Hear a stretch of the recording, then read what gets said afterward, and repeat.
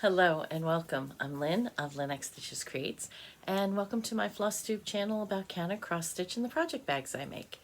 It is Monday, February 19th, 2024. It is George Washington's birthday. Some people have off, some people don't. Welcome if you are a returning subscriber. I thank you so much for sticking with me. I know it's been almost 2 weeks again, and I'll explain. If you're new, thank you for joining me. I hope you like what you see. Subscribe, hit the notification bell, all the things. It is episode 111, 111. That's kind of a fun number. And like I said, episode 111, 11 days after the last time I filmed. And that's the why. Let's see, the day that I filmed, I had gotten my shingles vaccine, which the next day, knocked out, in bed, hit me pretty hard, low-grade fever, just exhausted. Friday the 9th, I got out. I got to go spend the day or the afternoon with a bunch of friends. We were celebrating Jan, Finish the Stitch on Instagram, who is one of the finishers extraordinaire at Keepsakes, celebrating her birthday. Her daughter contacted a bunch of us, and we all got together for lunch and had a wonderful time. It was so much fun celebrating Jan. And then that night, I started with nasal drip. I started with a cough, had a sore throat,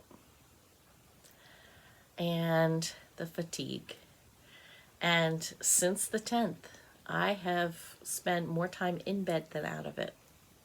I don't know. Tiffany who's Tiffany Pike on Instagram, she told me that a bunch of people had it. It's not COVID, and it's not the flu, but it's a virus like the flu. And a bunch of people at Keepsakes had it at the beginning of January. Lucky me. I wasn't here, I missed it, but I got it anyway. So I am finally on the upswing. I've hardly sewn, I've hardly cross-stitched. Like I said, I've spent more time in bed asleep than anything else. So, which, could be the shingles vaccine probably contributes it, the jet lag still. When you're shifting from the US to Europe, that's one thing. But the US to Australia is something totally different. And being home and that 18-hour shift back, it really knocks you. So I am back. Next week, I may or may not get a floss tube up. It depends. I will be in Florida, and we'll talk more about that in a couple of minutes. So that's kind of some of what's been going on with me. I wanted to show you, Jan's daughter also did these really cute party favors for Jan's birthday. It's just a sugar cookie cone wrapped in a doily filled with candies. How cute is that? I love it. Okay, stitching. Let's do stitching. I was working this week, Wednesday. I leave for Florida. Thursday starts Stacy Stitches retreat, the Beach Please retreat. And I have been working on a small that we'll use for a flat fold class. So I have where it was last time, and this is where he is now. So I got in my crab holding the hoop. There'll be another crab here. I believe he's got a spool of thread and a and a thread, a floss attached to the inner design. And I believe I'm going to put the dolphin in there. So hopefully I will get that all done in time. But that's where he is right now. It goes pretty quick when I sit down to do it, but like I said, I just have not been. For the 10th, which was the Year of the Dragon Sal, it's Chinese New Year, it's the Year of the Dragon this year, and everybody was doing Year of the Dragon Sal. I pulled out my birthday start from last year, which is Ink Circles Elemental Dragons Fire. I started that last year on my birthday. And I believe I have a picture that I'm going to put in here. And this is what I added in. I did not do it on the 10th. I actually did it on the 11th because I was sleeping on the 10th. So I was supposed to go to Keepsakes and see Candy, and I didn't get to do that. It's just been a couple of weeks. So made some progress on that. That's 2 corners, the top 2 corners I have done on that. On the 10th also, the second part of the Dragons, a Field Guide by Climb and Goat Design came out. And for February, it's the red Welsh Dragon. And I'll put up what it's going to look like. And that's as much as I've done. I've got his head started. So hopefully when I get back from Florida, I can put some good time in on that and get caught back up again. I always seem to be playing catch up. I don't know. And then lastly, on Valentine's Day, which is also Athena, Stitching Goddess Design's birthday, I had a SAF. She does every year because she is a Valentine's Day birthday, but she likes Harry Potter, and her house that she associates with is Slytherin, which snake, so she always does the Love Baby Snake Sal. So this it's called Cats in Love by Cross Stitching for Fun, and there is my start and my finish. I did it on the flamingo fabric. I believe it's 32 count flamingo by Laura's Fabrics. It came in the flamingo box last March from Black Needle Society. And this is Be Stitch Me Silk. Unfortunately, I lost the tag with what color it is in my couch. So I gotta find that.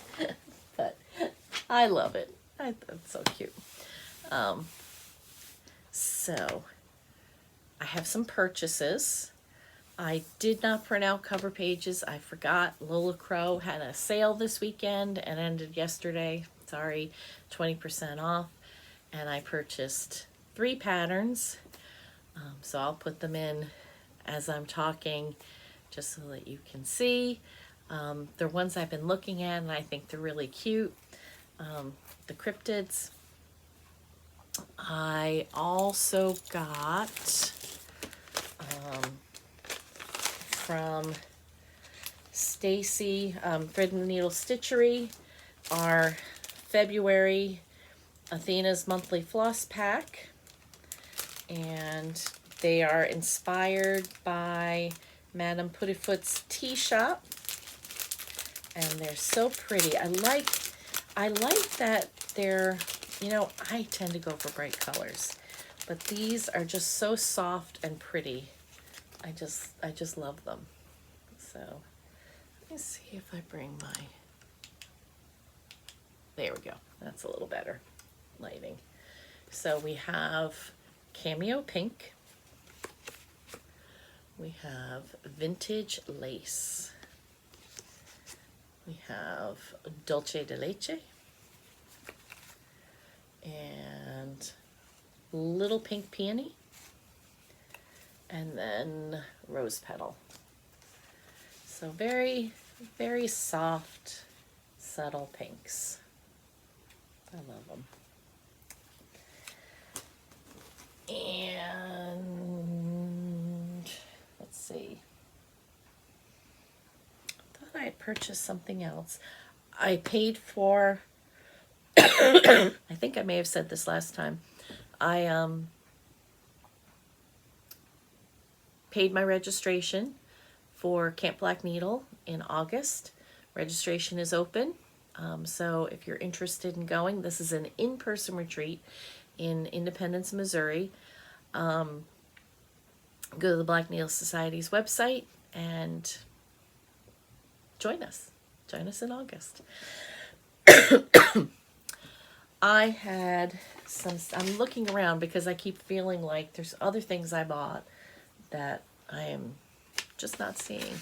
And my room is such a mess that who knows. Connie from Count Twice, Stitch Once, half of Count Twice, Stitch Once, sent me a cute little Valentine's Day card, and she taped 2 heart buttons in my card for me to use on projects. Thank you, Connie. I love it. It was very sweet. You know, I always think I have these cards, and I thought 2 weeks ago, I have cards. I should mail them to my friends. Did I? No, because I'm bad that way. I got Candy, the 614 Stitcher, left me presents at Keepsakes. A little blue dragon. And a Snoopy pouch, Notions pouch. And inside's a needle and a 2023 charm, which I'm going to put on my my Quokka riding the platypus that I finished while I was in Australia. I'll put that on there. Thank you, Candy. I love them both. Tiffany Pike on Instagram, and now I'm gonna sneeze. I am really sorry. She left me, hold please. Sorry about that. So Tiffany left me a Christmas card. Merry Christmas. And if you don't know the story, go back a couple of episodes to December. Moose is a thing. It's just a thing. But she left a little snowman, and there's a pen. Look at that. I used to love these pens as a kid. That is so much fun. Thank you, Tiffany. But wait, there's more. Look at this Bestitch Me silk she found. Look at those colors. Oh God, I love them so much. That green and blue, and it's called Atlantis. Gorgeous. And then, because we can never have enough scissors. Look at, aren't they pretty? Oh my gosh, just so pretty.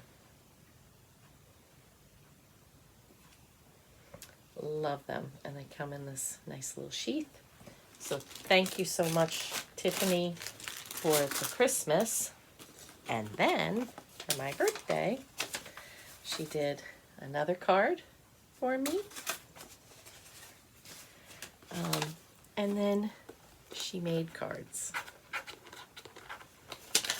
You've seen other cards that she's made that I've purchased. She did a whole 310 series. She did a seasonal one at Christmas, Thanksgiving, thinking of you, birthday, all that. She did a frog series. Well, for me, she did a moose series. So, and I'm just going to look at them real quick. I don't think I've looked at them all. And I'll try not to drop any more because you don't need to see the top of my head. And I love that she always adds something to the envelope.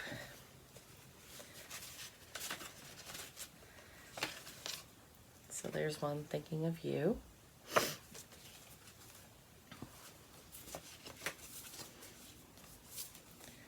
this one says, "You are amazing."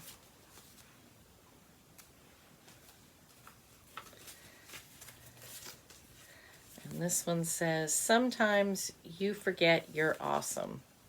So here's your reminder."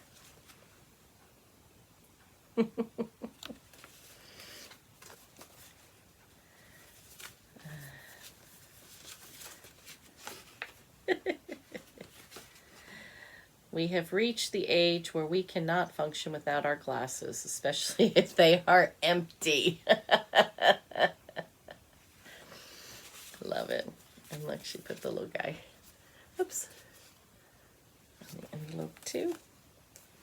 And then this one says, "Everyone gets to be young once. Your turn is over." So, thank you, Tiffany. I love them. You do such amazing work. Hopefully, Tiffany will be doing I don't know this. She did a trunk show at StitchCon last year. I don't know if she'll be doing it again this year. I hope so, because her cards are just so amazing. And then Liz, Stitched by Liz from Melbourne, Australia. She was here. She and her husband Ross were here in the States. They came over, were at Disneyland and Universal out in California. Lucky them, during all the rain. They did get a couple of sort of dry days, but you know, it's been crazy. The weather is just insane. I don't understand it. But she mailed a couple of things for me.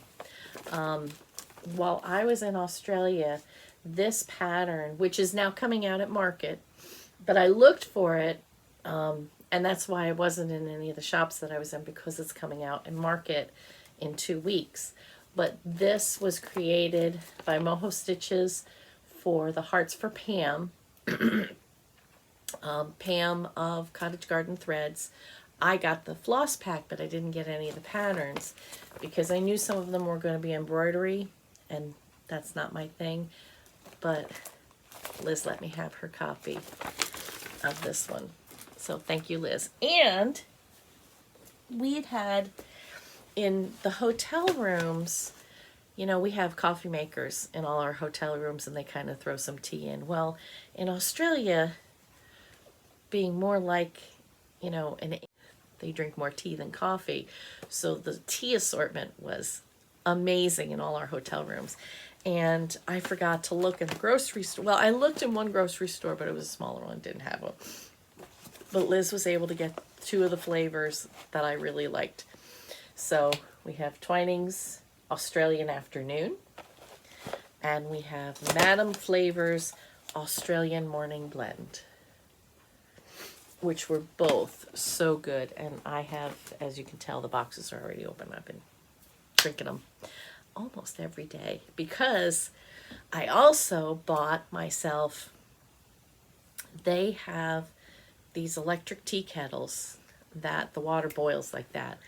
And since we got our new stove, my Farberware tea kettle that's on the stove, it's shaped wrong to solidly connect to my burners, because I have a flat glass top stove now. But after being there with these tea kettles that were like boom, and you've got boiling water, I was like, so I ordered myself one from Amazon. It's a Chefman, and who knew there were so many different kinds? And I was like, I didn't know what kind to get, but I decided to get one that was glass. Because sometimes I think the metal, depending upon what it is, if they're all aluminum or stainless or whatever, sometimes I think that affects the flavor of the water when you boil. So I just got a glass one. It lights up until it boils. And then when it reaches a boil, it shuts itself automatically off. And then, so yeah, so I've been drinking a lot of tea. Okay. So that's all the cross stitch. That's all the haul. That's all the Stitchy Kindness. So we are probably, because I had to start again 15-20 minutes in. I wanted to really finish up Australia just because next week I'll be doing a recap of the retreat. So I'm going to use my phone to look through pictures just to make sure I hit the highlights.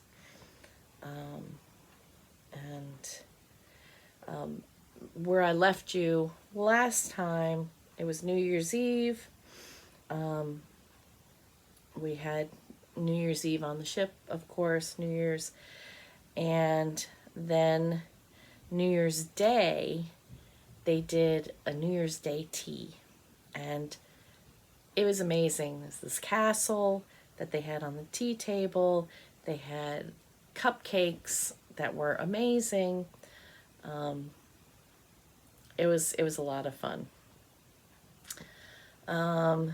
So then we went to, we sailed out of Australian waters and into the Indonesian waters. And our first stop was Komodo National Park, which was on Komodo Island. And yes, we saw the Komodo dragons. They're very careful with you. You have 3 people with you at all times. You have your guide, who is telling you about the dragons, what they eat, how they reproduce, all that kind of stuff.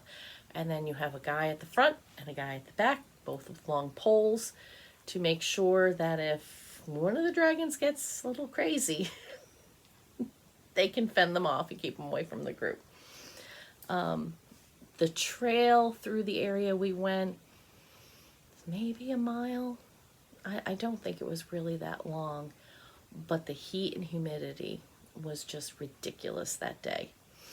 And we saw, and I'll put in, we saw like 3 really big ones, a couple of medium-sized ones, and 1 young one.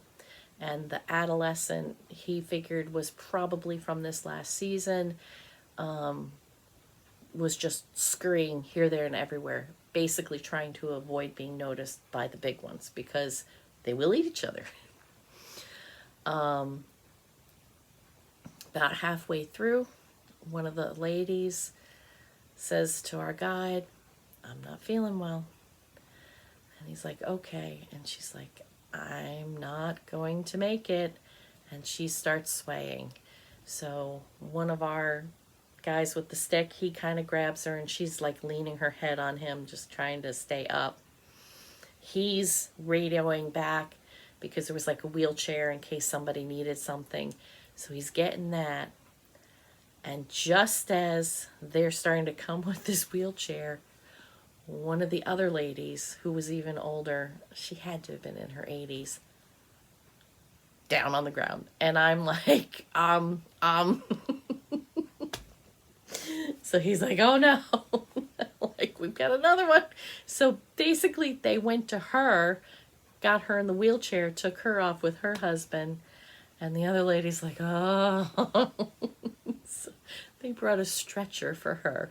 So she was absolutely mortified. But, she got on the stretcher, and then there was another lady, third lady. She's like, "I don't think I'm going to make it either. I'm going back with her." So luckily, my daughter had given me a cooling towel for when we go hiking and walking and things. And I had it with me the whole time, but that day, for whatever reason, I actually wet it down and wrapped it around my neck because I don't like anything around my neck. But I did that day, and I think that saved me because, whoo, boy, it was so humid, and it wasn't even that it was that stifling, but it was a lot, and everybody was just dripping. So, but be that as it may, we made it around the trail, saw a lot of dragons. One of the other guys had meat, and he had it on a stick, and he was like dragging it behind him as he was running so everyone could see how fast they'll run, because they will run, and they run pretty fast, but only in short bursts. A lot of the way they hunt is they grab something, they bite it, and then they'll let it get away. and then they'll track it from the blood because they have a toxin in their saliva that keeps you from blood. I want to say clogging. That's not the right word. Clotting. So, basically an animal will bleed out and they can just go get it. So, but we also saw guinea fowl out in the wild, and it was a pretty island. The only thing was at the end, and this is a national park for Indonesia. At the end, you had to weave your way through. If you've been to IKEA, you know what I'm talking about. A market, and everybody's yelling at you, and that is like one thing I absolutely hate and despise. I don't want people yelling at me. I don't want people throwing things at me and trying to make me make offers and things. I don't want that. I want to be able to look. I want to be able to have a price, and I want to pay that price. I don't want to haggle with you, but that's the way it is. And so we made it through there and got back on the ship. Yes, that's all there was to do at that stop. The next day we docked at Benoa, Bali, and which for Australians, I said Bali, and as an American, you've heard Bali, you know what Bali is. But when I said that to Australians, there was at least 3 different people I said it to, and they looked at me like I had 3 heads. They pronounce it Bali. So, accent, it's a crazy thing. But we docked at Benoa. We were there for 2 days. We did 2 different tours.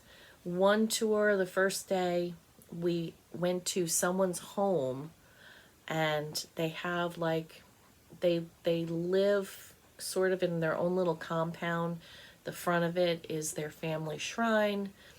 Then there's smaller buildings. Their kitchen is actually outside. They don't cook inside. And each of the smaller buildings, depending upon who's living there, it could be the mom and the dad. It could be then the oldest son and his wife and family, and then the next son and his wife and family.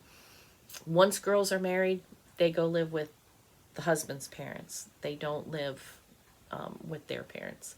So it's multi-generational. So that was very interesting to see.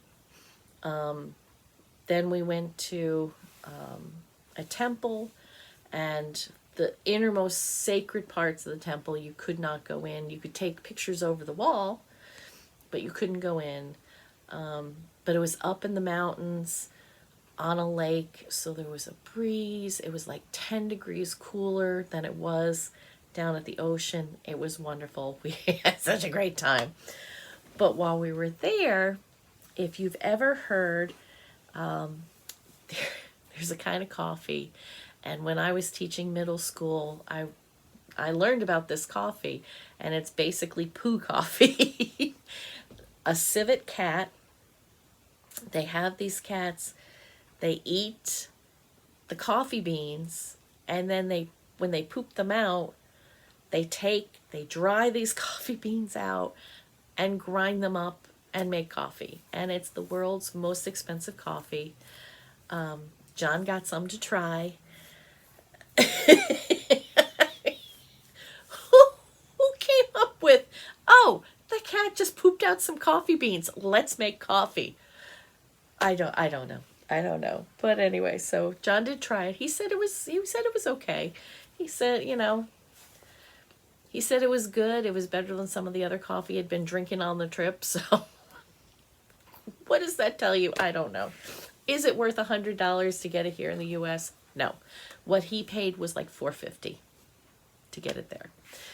And then they took us to a tea room. We had tea and had some traditional Indonesian little cakes and things that were very good. So, and then we went back to the ship.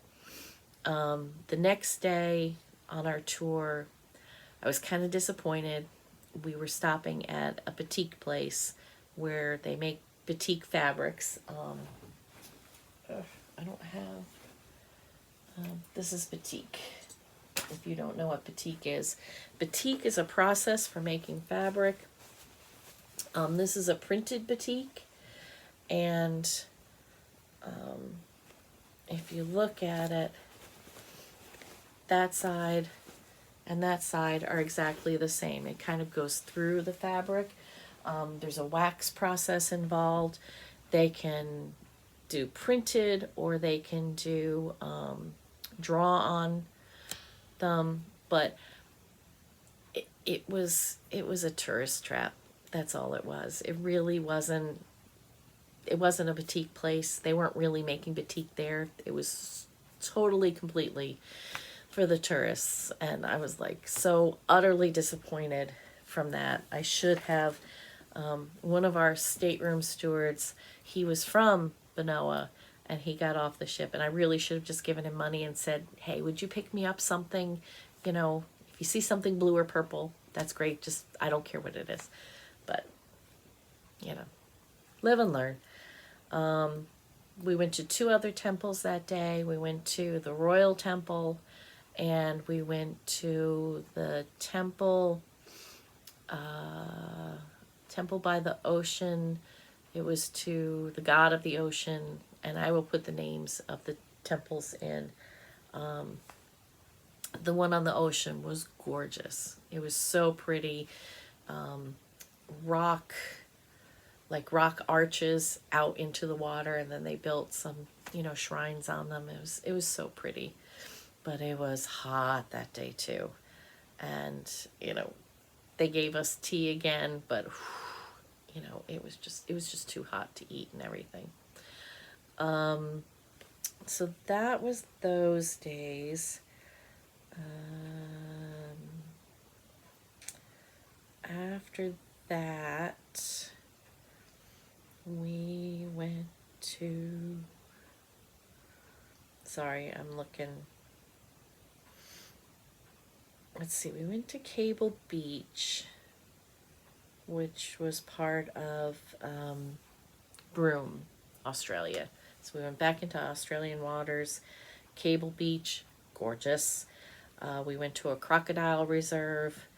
I'll try to put a video in because it is crazy.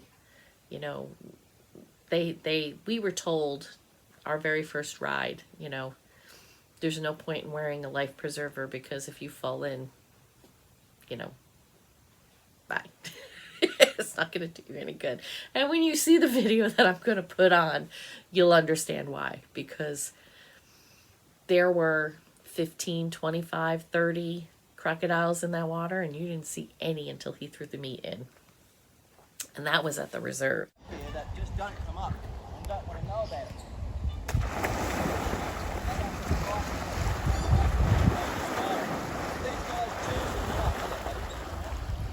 He chooses to come up, his face is all mangled. If he wanted to stay back there, he'd still get a feed.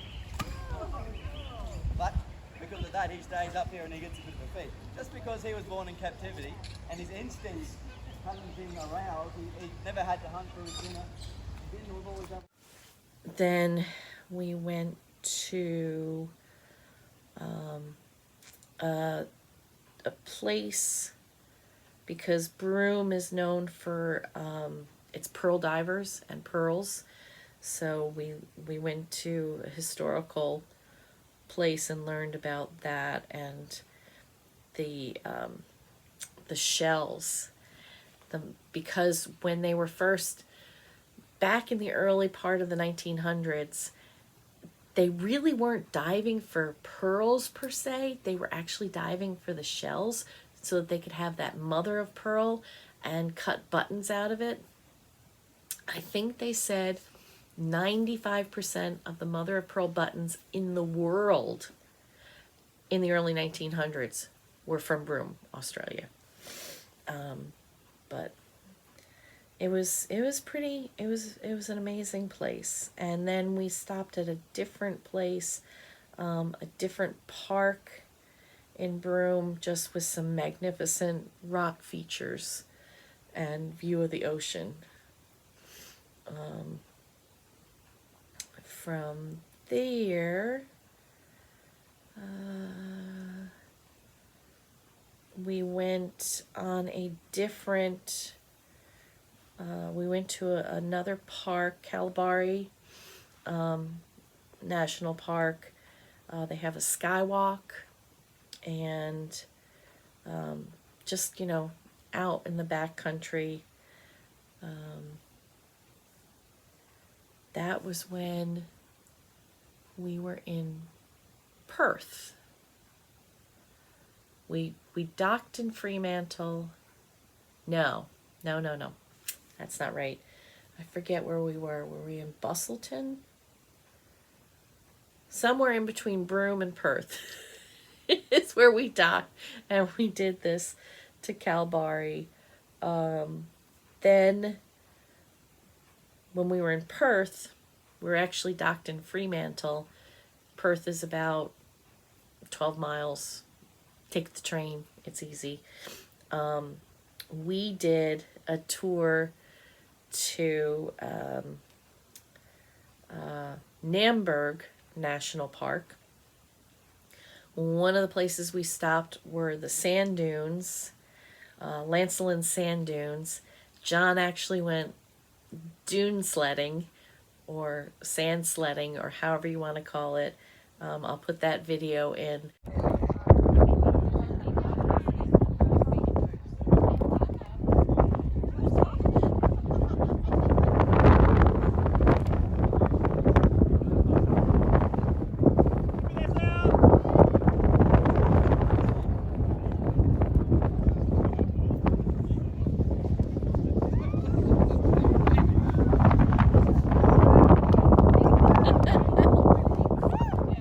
It was, the size of the hill was crazy.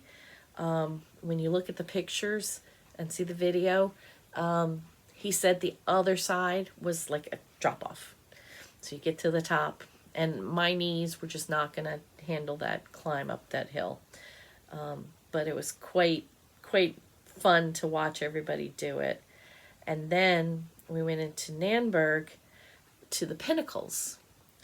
And the pinnacles are these, they say they're limestone.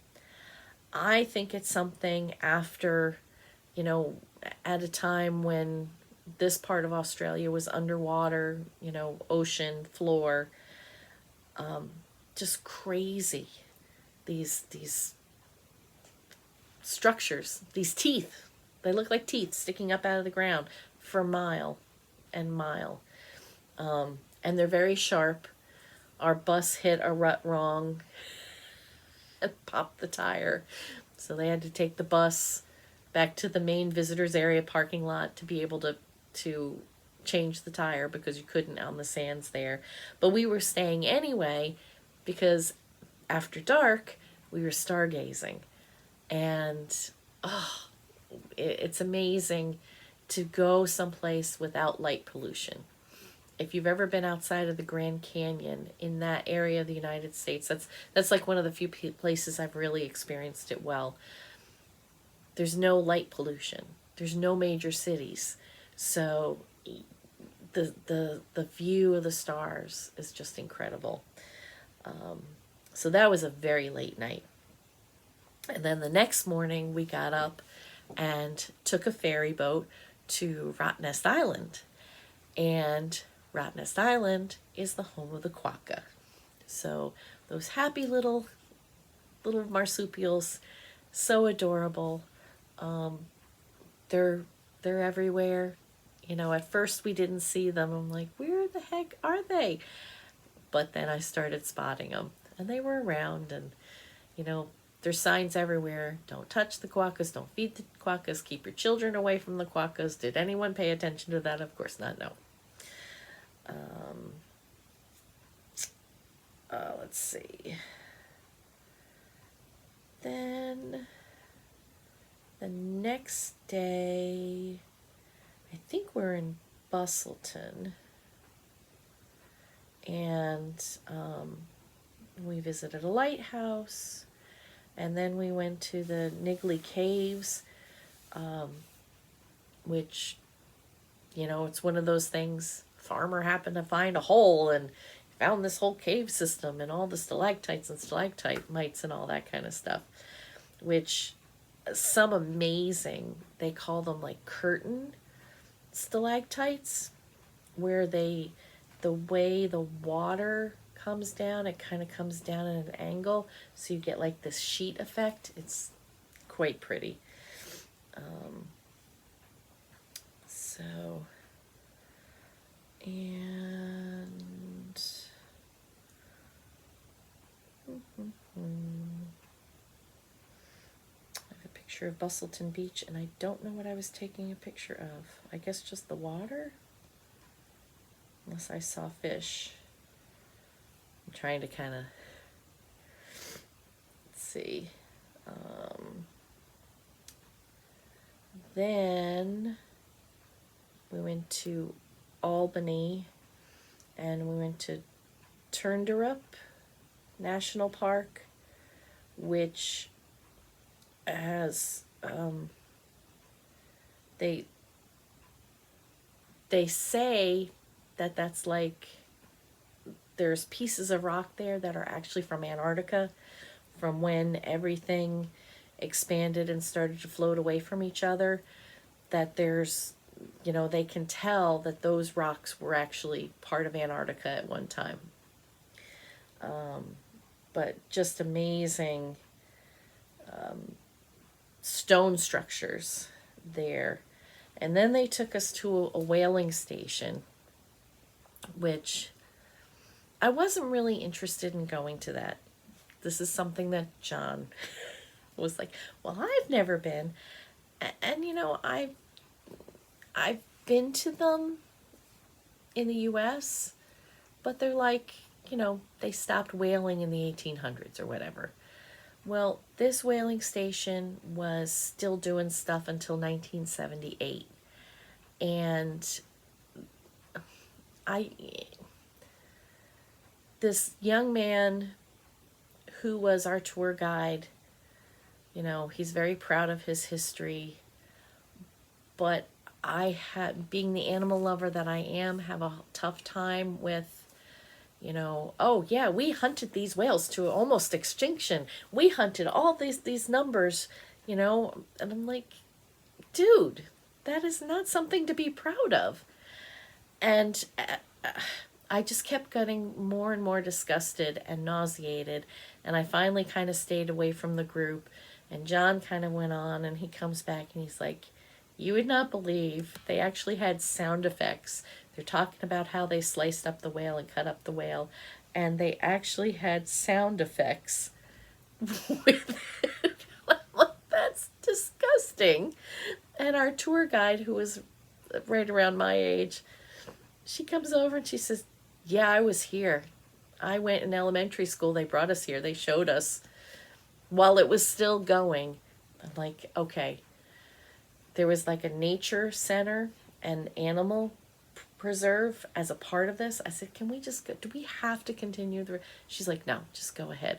And I was not the only one. There were about 10 of us of the 30, 40 people. We just left. We just went and hung out with the animals. Saw a lot of animals. One of the pictures I'm going to put up are 2 wallabies, and I will try to do it where I have the picture, but then I'll blow it up, because there's a little pink Joey's head. So he is still pretty young because he doesn't have his fur yet. But I was so excited. I was like, oh my gosh. But they had a lot of cute animals there.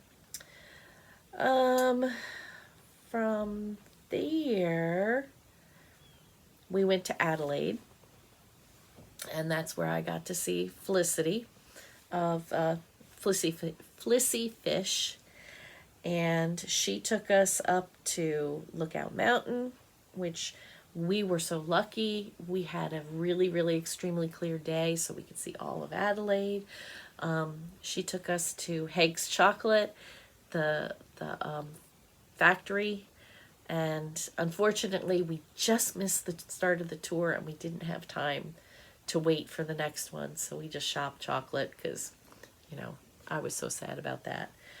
And then she dropped us off and we met Chloe from Miss Chloe. And we walked on the boardwalk with her in,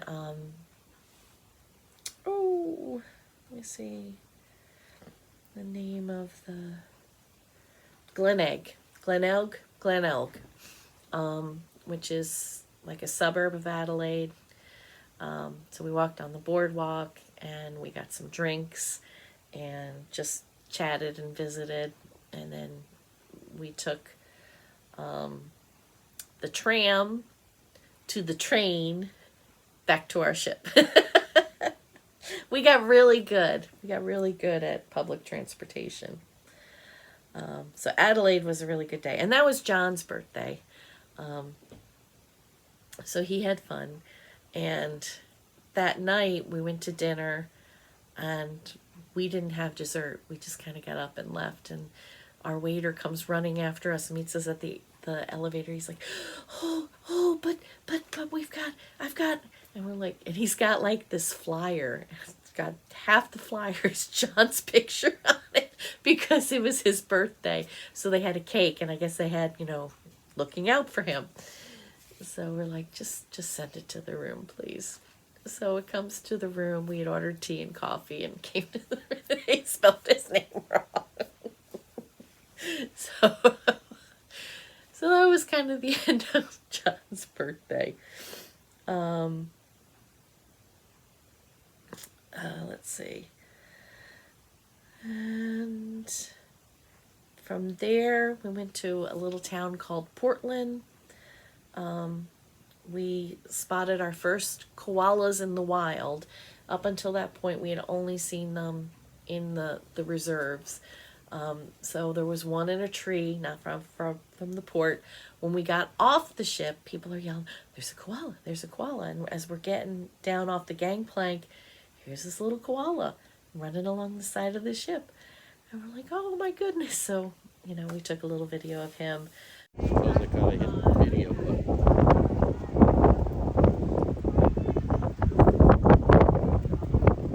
He seems to be lost.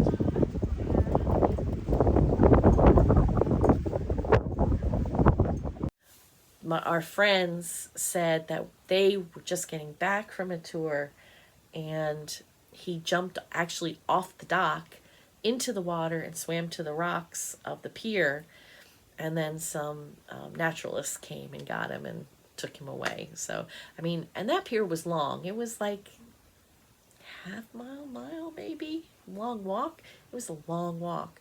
So what he was doing, how he got scared all the way down there, I don't know.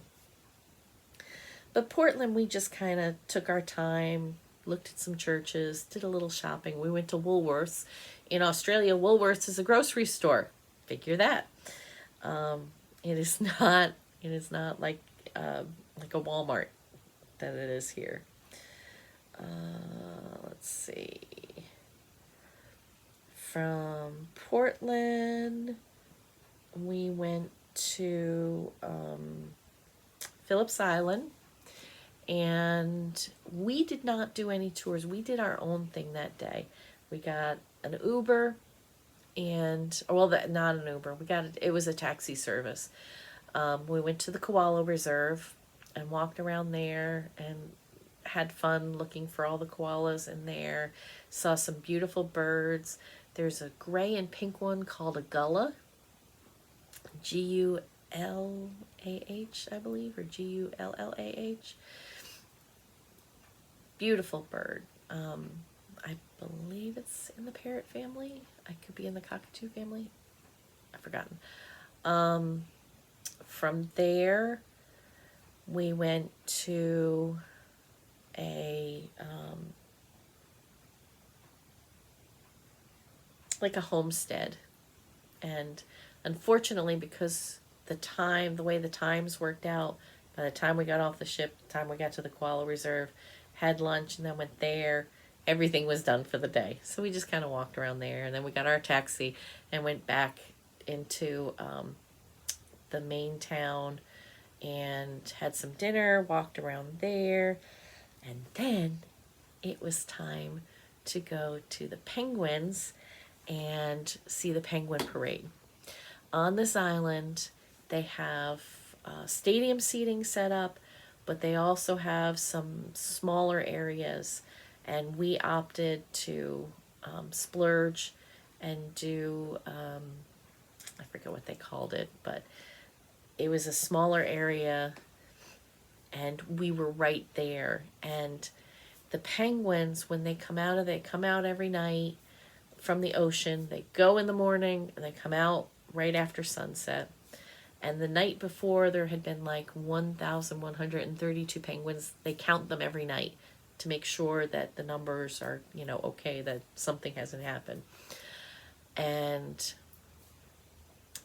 when they come out in groups. We're talking like 30 to 50 groups, or 30 to 50 penguins at a time.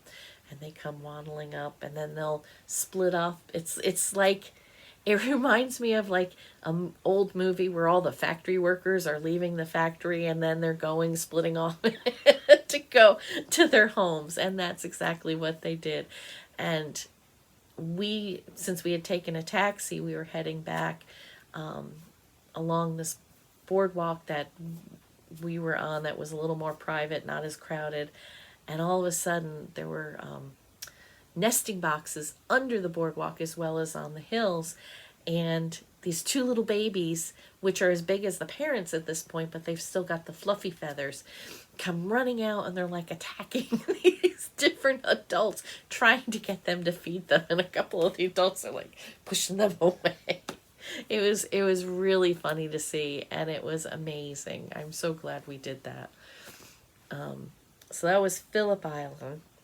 And then we were back to Melbourne, and John and I went from, we got an Uber that morning. No, we took a taxi. That was the last time we took a taxi. I really regretted that because he overcharged us. We went to the Werribee Zoo, which half of the Werribee Zoo is a free-range zoo. So they put you on these sort of open buses. It's kind of like a train type deal, and pull you through all the wildlife areas. And then the rest of it is walking past like a regular zoo. And it was really nice. It was a lot of fun. We enjoyed it. And then we headed back from there and met Liz, Stitched by Liz, and Ross. Flossing with Ross. Liz is trying to, as soon as she gets to 2,000 subscribers, Ross has to learn how to cross stitch. So if you have not subscribed to Stitched by Liz, please do on Floss2. We want to see Ross cross stitch, and we're curious as to what he's going to do. But we had lunch with them, and that was so good. We had some great fish at a place right by our ship. And then we got back on our ship. And from there, it was time to go to Tasmania. I don't think there was anything else in between. Double checking. Yep. So after that, our next stop was Burnie, which is the top side of Tasmania. Tasmania is the size of Ohio and is almost shaped like Ohio.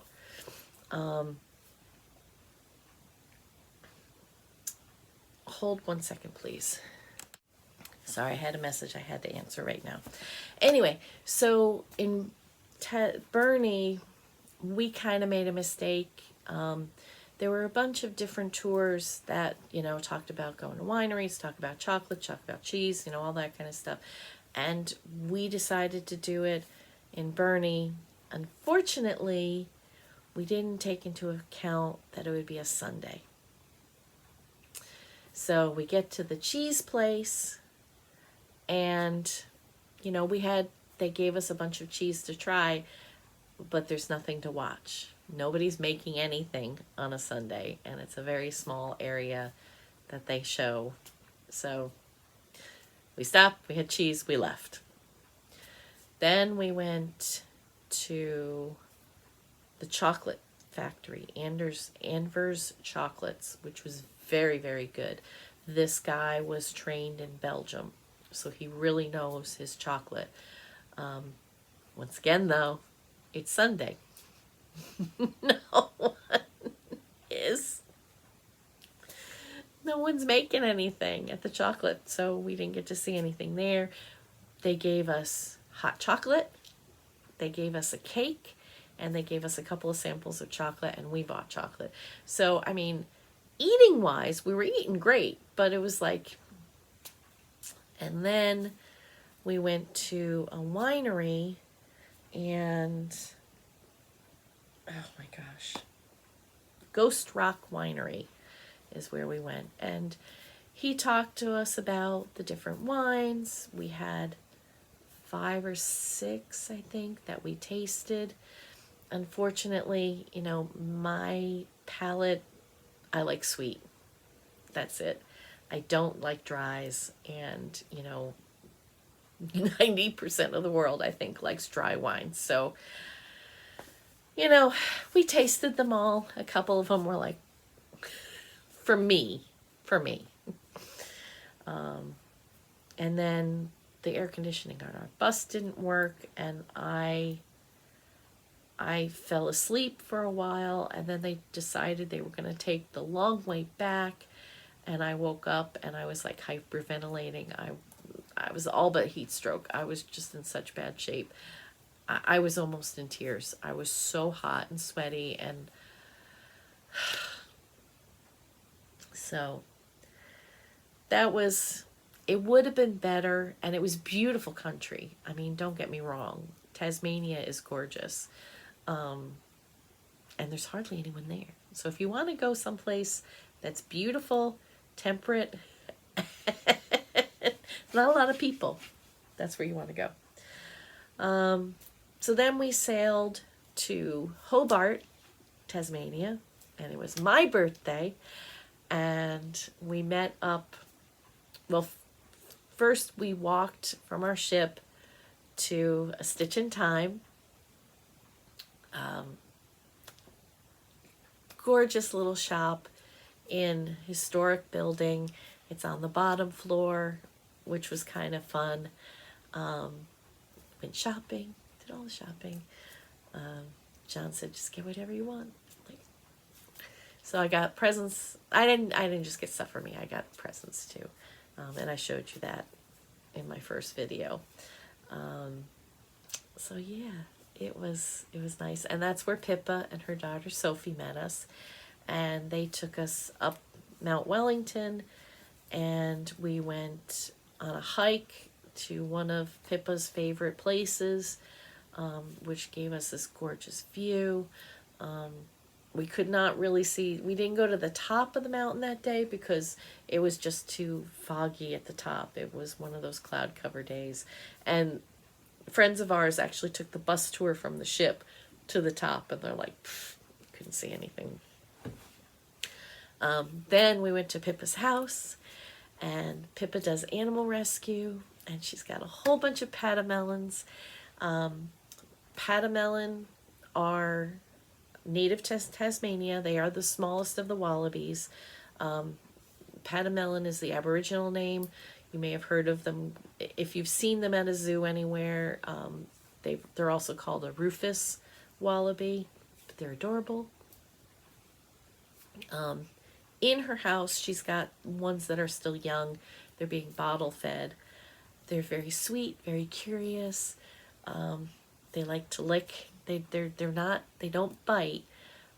They did try to chew John's hair. Look, he wanted to chew on John's hair for whatever reason. But they were a lot of fun. And then Pippa's cat, of course, came to visit us too. And we needed that cat fix because we had been, over a month away from our cat.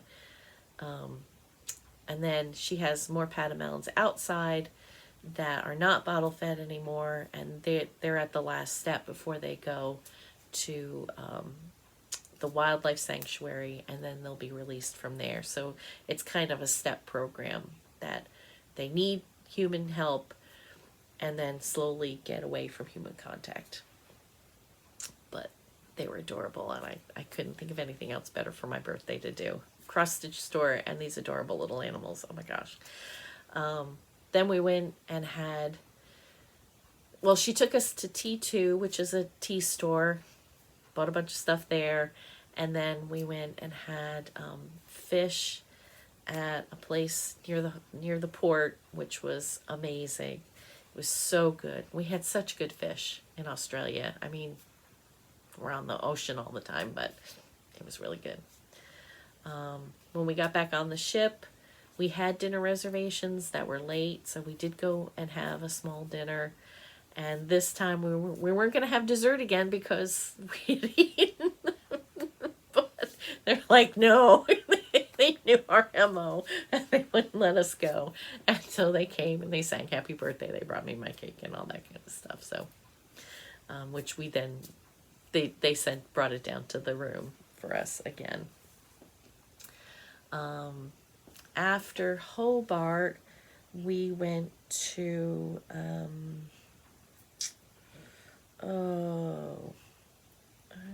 can't think of the name of the place. Port Arthur. Port Arthur was the prison. And there's a lot of history there. The people couldn't get away because the natural growth is so thick. The plants are so sharp. I mean, they're like, it's hard to describe, but it's like, think of a palm frond that's really hard. So if you try to get through it, it's just going to scratch you all up.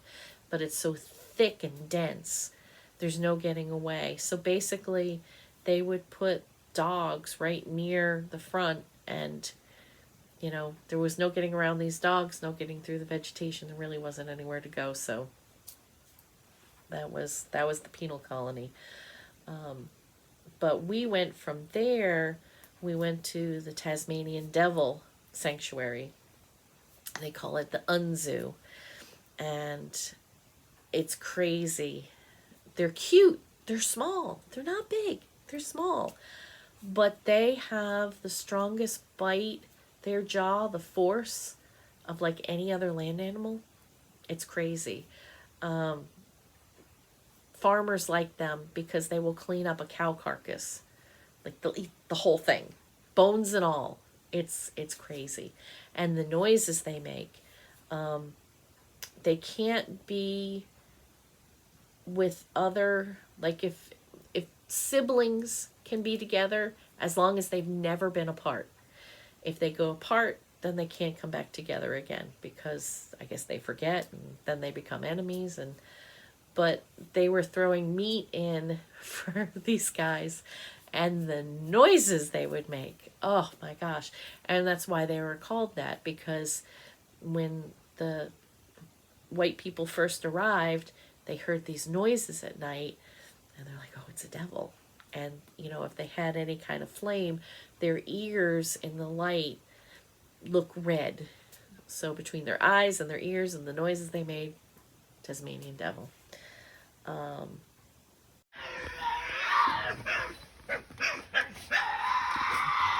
There were also kangaroos there.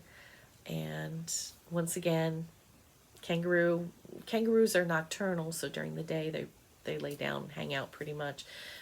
We were able to feed them, but for the most part, they really, after how many tours coming through, they're not hungry anymore. But I was FaceTiming with my daughter and my grandson, and one of the kangaroos that I was pointing the phone at, all of a sudden we realized there were feet sticking out of her belly. So the Joey had just gotten in and he was wiggling around, and he wiggled around some more. So there's a foot and then there's an ear sticking out. It was really cute. So, so that was fun. And then we had a sea day, our last sea day, and then we were back in Sydney.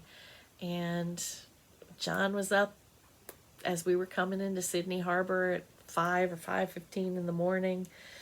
And I got a couple of really good pictures going under the bridge with the sun coming up and the Sydney Opera House.